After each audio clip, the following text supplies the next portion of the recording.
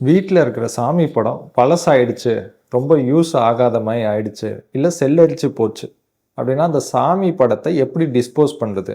அப்படின்ற சந்தேகம் பல பேருக்கு உண்டு. அதாவது சிம்பிளான விஷயம் தான்.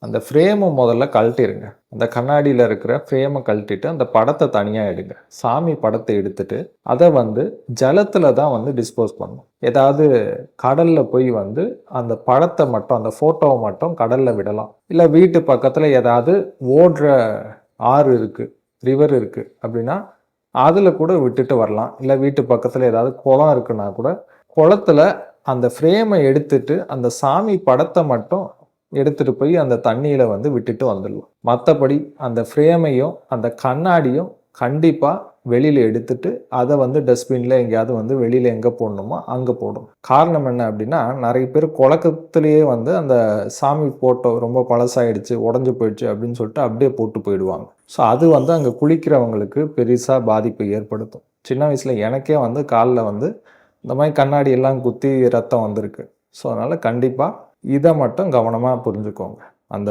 ஃபோட்டோ ரொம்ப பழசாயிடுச்சு, இல்ல யூஸ் பண்ண முடியல அப்படின்னா, கண்டிப்பா அது எப்படி வேணாலும் இந்த மாரி நீர்ல எங்கேயாவது டிஸ்போஸ் பண்ணிருங்க. ஆனா அந்த ஃப்ரேமு, கண்ணாடிய மட்டும் கண்டிப்பா எடுத்துருங்க.